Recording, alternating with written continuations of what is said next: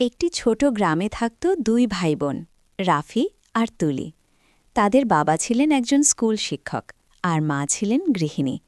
সংসার খুব বেশি সচ্ছল না হলেও ভালোবাসায় ভরা ছিল তাদের ছোট্ট ঘরটি। প্রতিদিন সকালে মা খুব ভোরে উঠতেন, রাফি আর তুলির জন্য নাস্তা বানাতেন, স্কুলের ব্যাগ গুছিয়ে দিতেন। বাবা স্কুলে যাওয়ার আগে দুজনের মাথায় হাত রেখে বলতেন, ভালো করে পড়াশোনা করো, মানুষ হও। একদিন স্কুলে রাফির পরীক্ষার ফল খারাপ হল। সে খুব ভয় পেল, ভাবল বাবা নিশ্চয়ই রাগ করবেন। বাসায় এসে সে চুপচাপ বসে রইল। বাবা ফলাফল দেখে একটু চুপ করলেন, তারপর কাছে বসে বললেন, ভুল করলে শিখতে হয়, ভয় পেলে নয়, আমি আছি তোমার পাশে। রাফির চোখে পানি এসে গেল। সে বুঝল বাবার আগের চেয়ে ভালোবাসা বেশি বোঝেন। অন্যদিকে তুলি একদিন খেলতে গিয়ে পড়ে গিয়ে হাত কেটে ফেলল। মা দৌড়ে এসে তাকে বুকে জড়িয়ে ধরলেন।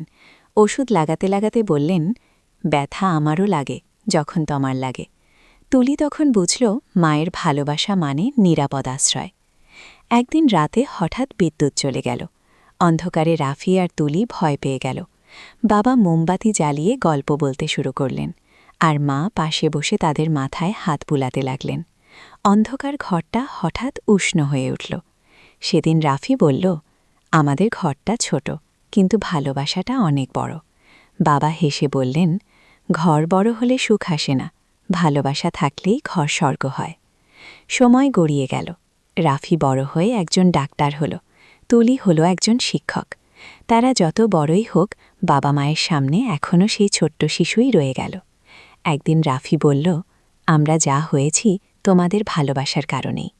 মা হেসে বললেন, সন্তানের হাসিই বাবা মায়ের সবচেয়ে বড় পুরস্কার।